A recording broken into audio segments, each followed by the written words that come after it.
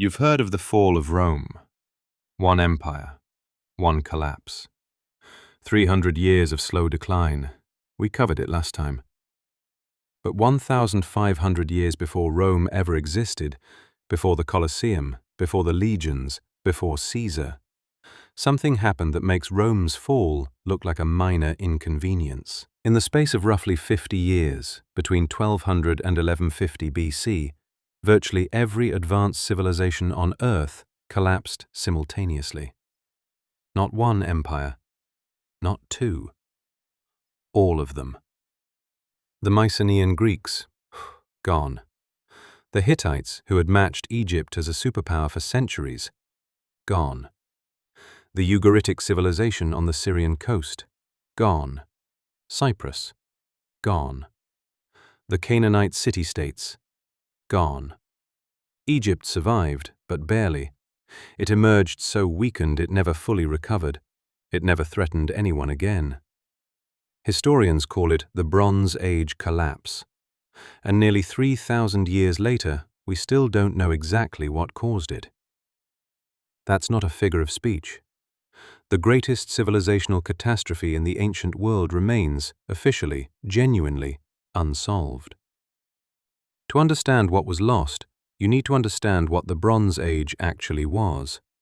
Because most people picture the ancient world as primitive, isolated villages, superstitious tribes. That picture is wrong. By 1200 BC, the Eastern Mediterranean had been building towards something extraordinary for over 1,000 years. This was a world of interconnected superpowers, not just militarily powerful, diplomatically sophisticated, economically integrated. The great powers, Egypt, the Hittites, Babylon, Assyria, Mitanni, wrote letters to each other on clay tablets. Letters that survive to this day. They called each other brother. They exchanged daughters as diplomatic wives. They sent each other gold, lapis lazuli, exotic animals, chariots. The Egyptians and Hittites fought one of the ancient world's greatest battles at Kadesh in 1274 BC, and then sat down and signed the world's first recorded peace treaty.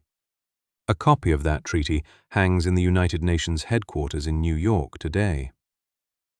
Ugarit, on the coast of modern Syria, was one of the most cosmopolitan cities on Earth. 5 different writing scripts used within a single city. The Mycenaean Greeks controlled palace economies stretching across Greece and the Aegean, keeping obsessive records of every sheep, every jar of olive oil, every bronze sword tip. This was sophisticated, interconnected, astonishingly prosperous. And then it ended. All of it. In 50 years. The evidence for the collapse is everywhere, and it is brutal. City after city shows the same archaeological signature. Thick destruction layers, burned palaces, abandoned streets, skeletal remains left where they fell, never buried. The palace of Ugarit was destroyed so suddenly that unbaked clay tablets were still in the oven when the fire came. The scribes were still working. Business as usual. And then, nothing. One of those tablets is a letter that was never sent. A desperate message from the king of Ugarit to the king of Cyprus. The enemy ships are here. They are attacking us. The cities are being burned. Nobody ever read it, until archaeologists dug it out of the ash 3,000 years later. The Hittite capital Hattusa, a city of 40,000 people, burned and abandoned, never reoccupied. The Mycenaean palace complexes at Mycenae, Tiryns, Pylos, all destroyed within a generation of each other. And in the silence that followed, written language disappeared from Greece entirely. For 400 years. Nobody wrote anything down. When the Greeks rediscovered writing 4 centuries later, they didn't recover their old script. It was gone. They had to borrow an entirely new alphabet from the Phoenicians, one of the very few cultures to survive the collapse intact. That is how complete the destruction was. So what caused it? Historians have been arguing about this for over a century. Serious, brilliant, well-resourced historians with access to the same evidence, and they don't agree. The honest answer is nobody knows for certain. But there are three major theories, and the truth is probably all of them at once. Theory 1. The Sea Peoples. The most famous explanation. Egyptian records describe waves of mysterious raiders appearing from the sea, a coalition of different groups attacking Egypt, the Levant, and Anatolia simultaneously. Ramesses III claims to have defeated them. His victory is carved on the walls of his mortuary temple. He lists their names: the Peliset, the Shekelesh, the Denyen. The problem? We have no idea who most of these people actually were. Some historians think the Peliset became the biblical Philistines. Others think they were displaced Mycenaean Greeks, people who had already lost their own civilization and turned to raiding to survive. Which raises the uncomfortable question, were the Sea Peoples the cause of the collapse, or were they the result of it? The jury is still out. Theory 2. Climate change. This one has gained significant scientific traction in recent years and may be the most important piece of the puzzle. Paleoclimatologists have found compelling evidence of a severe and prolonged drought hitting the eastern Mediterranean beginning around 1200 BC. Not a bad harvest, not a difficult decade, a multi-generational drought lasting potentially a century or more, the kind of drought that turns fertile agricultural land to dust, that empties rivers, that makes a palace economy built entirely on surplus grain simply impossible to maintain. No rain, no crops, no surplus, no empire. A 2013 study of pollen cores from the Sea of Galilee found a dramatic drop in tree pollen beginning precisely around the time of the Bronze Age collapse. The evidence keeps accumulating. Theory 3. Systems collapse. This is the most intellectually compelling modern interpretation, the one that explains not just what happened, but why everything happened at once. The Bronze Age world was extraordinarily interconnected. Tin, the critical ingredient for making bronze, came almost exclusively from mines in Afghanistan. Copper came from Cyprus, grain from Egypt, timber from Lebanon.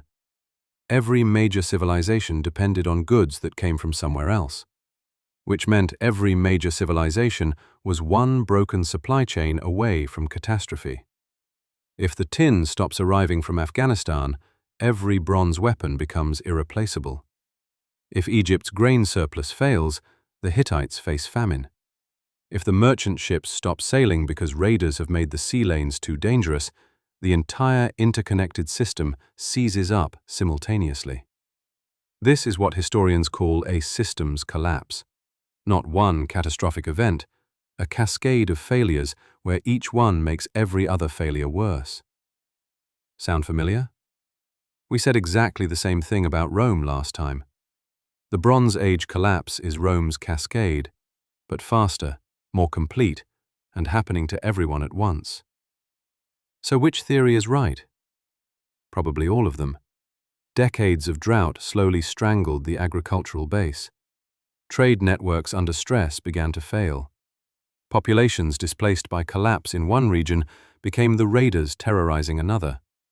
And in an interconnected world where one failure cascaded into the next, into the next, into the next, everything fell at once. The Bronze Age world was the most sophisticated, interconnected civilization the ancient world had ever produced. And that sophistication, that interconnection, was also its fatal weakness. The more complex the system, the more ways it can fail. What makes the Bronze Age collapse so haunting isn't the destruction, it's the silence that followed. The scribes stopped writing, the merchants stopped sailing, the diplomats stopped sending letters. The population of Greece fell by an estimated 75% over the following century. 3 out of every 4 people. Gone. The survivors went back to basics: subsistence farming, small villages, no writing, no long-distance trade. For 400 years, what had been one of the most sophisticated civilizations on Earth lived like it was the Stone Age again. Not because they chose to, because the knowledge, the systems, the networks, the institutional memory had been completely destroyed. The ash layer from the Bronze Age collapse is still there. You can go to the ruins of Ugarit today, put your hands in the ground, and touch it. 3,000 years later, you can still smell the fire. We started this video talking about Rome. Rome fell because of a cascade: military overstretch, inflation, political chaos, plague, division.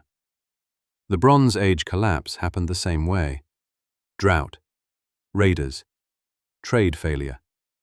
Different civilizations, different centuries, different causes, same pattern. And here is the question that historians don't like to say out loud. If it happened to the Bronze Age world, and it happened to Rome, what makes us think it can't happen again? Next week, we go inside the civilization that rose from the ruins of the Bronze Age collapse: the Assyrian Empire. The most brutal, systematic, and ruthlessly effective military machine the ancient world had ever seen. How a small city-state in northern Iraq built an empire through organized terror, and why, for 300 years, it worked. That's next week on Civilisations Retold. Subscribe, you won't want to miss it.